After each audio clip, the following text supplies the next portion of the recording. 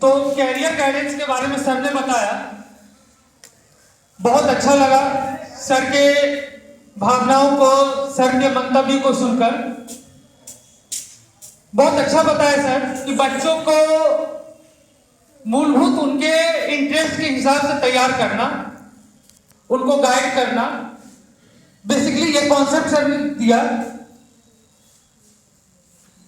Actually में career guidance जो है ये अपने आप में बहुत बड़ा विषय है।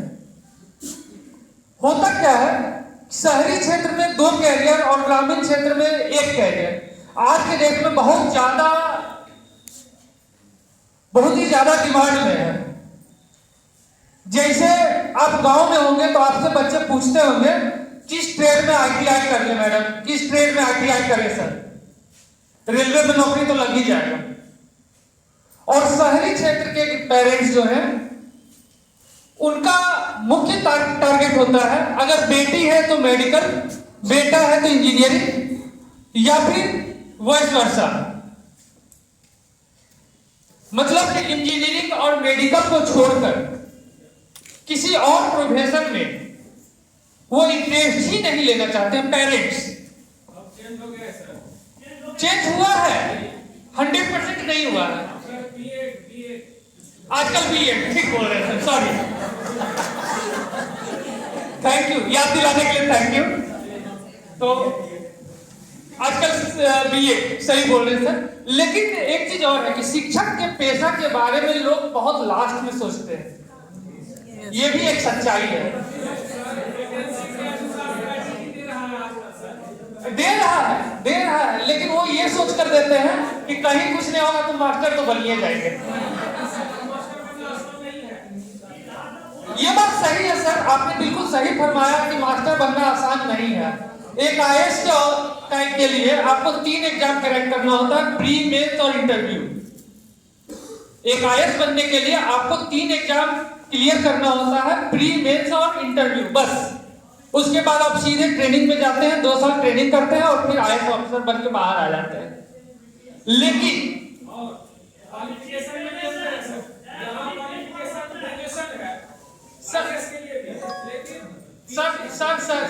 सर ये विषय नहीं है, विषय है कैरियर गाइडेंस। अब बीएड पर मास्टर के परेशानी पर अगर अटक जाए तो हम खुद एक एक्सीडेंटल मास्टर हैं।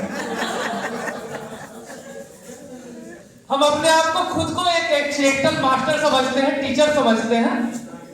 तो अगर उसमें उलझ कर रह जाएंगे तो पूरा जो ट्रेनिंग सेशन है वही उलझ कर रह जाएगा। ये बात सही है कि टीचर का प्रोफेशन काफी टफ है और इसके लिए बहुत ज्यादा क्वालिफिकेशन भी चाहिए और बहुत सारे एग्जाम्स भी क्रैक करना पड़ता है।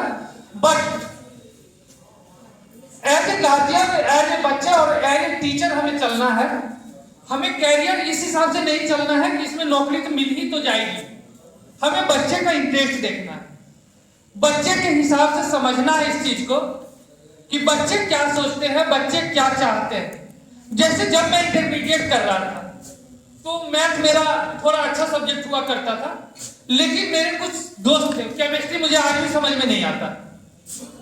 मेरे केमिस्ट्री की बहुत अच्छी ज्ञाता है, लेकिन अगर मुझसे कोई केमिस्ट्री का पूछ दे सी क्या होता है तो शायद मैं ना बता पाऊं। कंप्यूटर का सी जरूर बताएंगे, लेकिन उसमें भी वर्ड एक्सेल का कोई कमांड पूछ लीजिएगा तो मैं रोने लगूंगा। तो कंप्यूटर में भी प्रोग्रामिंग स्किल्स की अगर बात करूंगा तो मैं बता सकता हूं, बट जो एज ए यूजर अगर कंप्यूटर के बारे में कोई पूछेगा कि वर्ड कैसे करना है, डाटा एंट्री कैसे करनी है, टाइपिंग के लिए हाथ कहाँ रखना है, कौन सा उंगली किस वर्ड पर जाए, किस की पर जाएगा, तो मैं नहीं बता पाऊंगा। तो कुल मिला के knowledge of everything, expert of nothing. कुछ नहीं आता फिर भी सब कुछ आता है। कंप्यूटर साइंस के टीचर्स को यही माना जाता है। Thank you. तो बच्चों को मेनली जो है समझना है कि बच्चे किस फील्ड में जा सकते हैं। अब मैं एक उदाहरण दे रहा था, सॉरी थोड़ा सा डाइवर्ट हो गया मैं। तो मैं जब इंटरमीडिएट कर रहा था तो उस समय मेरे कुछ बच्चे, मेरे कुछ मित्र, उन लोगों को आर्ट्स सब्जेक्ट्स जैसे था, जैसे चित्र बनाना या इस टाइप के भाषण देना, इन सभी एक्टिविटीज में ज्यादा इंगेज रहते थे वो। लेकिन जब इंटरमीडिएट में सब्जेक्ट लेने की बात हुई तो चूंकि हम 6 लड़के साइंस ले रहे थे तो 8 के 8 लड़कों ने साइंस ले लिया। फिर जब वो ग्रेजुएशन में गए तो फिर उन्होंने आर्ट्स लिया और फिर उसके हिसाब से प्रिपरेशन स्टार्ट किया और एट लास्ट उनको कैरियर में काफी दिक्कतों का सामना करना पड़ा। तो यहां पर यही चीज है कि बच्चों को यह बताना कि आप किस में इंटरेस्ट रखते हो। बच्चों को खुद पता नहीं होता कि मुझे किस प्रोफेशन में जाना है। एक शिक्षक ही उसके इंटरेस्ट को समझ सकते हैं और उस चीज को समझना और बच्चों को उनके इंटरेस्ट के हिसाब से तैयार करना, यही आज का मुख्य विषय है। जैसे मान लीजिए कोई बच्चा मेडिकल में इंटरेस्ट रखता है, उनके पेरेंट्स के पास पैसे बहुत कम है, गरीब परिवार से आता है और आज के डेट में अगर मेडिकल में एडमिशन लेना चाहता है तो लगभग 35 से 40 लाख रुपए चाहिए होते हैं। ये मैं एवरेज की बात कर रहा हूं, हो सकता है किसी के दिमाग में एस्टिमेट ज्यादा हो, किसी के दिमाग में एस्टिमेट कम हो, ये हो सकता है। मैंने बस एक वैल्यू बताया। तो एक गरीब परिवार के पेरेंट्स इतना पैसा अफोर्ड नहीं कर सकते, तो यहां भी थोड़ा सा कैरियर में दिक्कत आती है कि वो बच्चा मेडिकल में नहीं जा पाएगा। उसके पेरेंट्स सोचेंगे कि मैं अपने बच्चे को इतना पैसा मैं अफोर्ड नहीं कर सकता हूं, मैं अपने बच्चे को मेडिकल में कैसे एडमिशन दिलवाऊंगा। तो मेडिकल फील्ड पकड़ने के लिए जरूरी नहीं है कि डॉक्टर ही बने, उसके अलावा भी बहुत सारे प्रोफेशंस हैं। जैसे रेडियोग्राफर है, टेक्नीशियंस हैं, लेबोरेटरी चलाने वाले हैं, पैथोलॉजी वगैरह जो चलाते हैं, ठीक है। तो बहुत सारा प्रोफेशन है, नर्सिंग है, बायोटेक्नोलॉजी है, माइक्रोबायोलॉजी है, बहुत सारा है, आरएमपी है। कितने लोग आरएमपी के बारे में जानते हैं? आरएमपी के बारे में आप में से कितने लोग जानते हैं? कोई नहीं।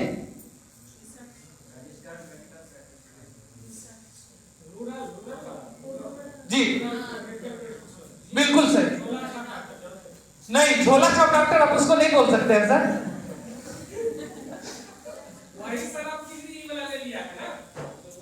हाँ, लेकिन अब वो सर्टिफाइड हो गए तो अब झोला छाप नहीं रहे। झोला छाप वो तब तक थे जब तक उनके पास डिग्री नहीं थी। अब वो बजाते अपने नाम के आगे डॉक्टर लिख सकते हैं और ग्रामीण क्षेत्रों में प्रैक्टिस भी कर सकते हैं एक हद तक।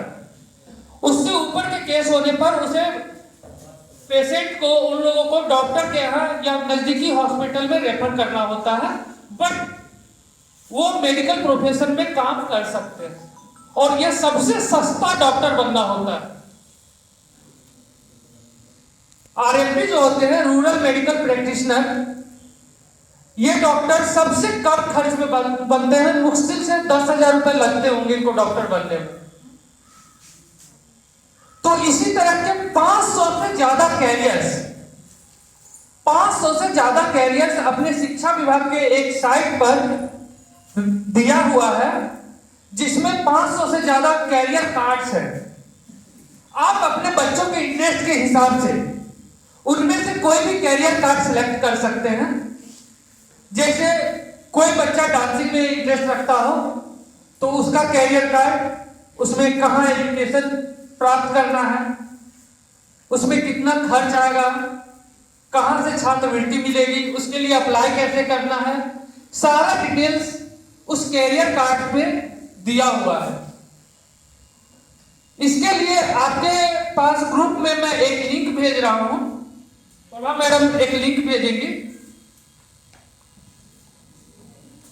उस लिंक को आप जब देखेंगे तो वहां पर आपको 500 से ज्यादा कैरियर गाइड्स मिलेगा, कैरियर कार्ड्स मिलेगा और उसी के अनुरूप जो डिफरेंट प्रोफेशंस है जिसमें बच्चे अपने इंटरेस्ट के हिसाब से जा सकते हैं, उसमें से आपको अपने बच्चे के इंटरेस्ट के हिसाब से सेलेक्ट करना है और उनको गाइड करना है। थोड़ा सा मुश्किल काम है, क्योंकि पेरेंट्स को भी खुश रखना है, बच्चे को भी खुश रखना है, विद्यालय का नाम भी रोशन करना है और बच्चे को घर में मार खाने से भी बचाना है। बच्चा जैसे ही बोलेगा पापा जाए क्रिकेट खेले ला, घर में तांडव शुरू हो जाता है। ऐसा लगता है कि बच्चे ने गार्जियन को फांसी पर लटकाने की बात कह दी हो, क्योंकि गार्जियन 2-3 कैरियर के अलावे कुछ सोच ही नहीं पाते। तो एज ए नोडल हमारा काम है, आपका काम है उन बच्चों को सही मार्गदर्शन देना, सही तरीके से गाइड करना।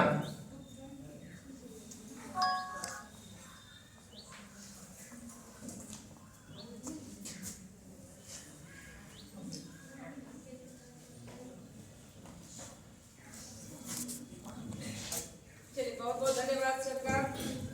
आपके बीच बहुत अच्छी अच्छी बात को आप रखे हैं।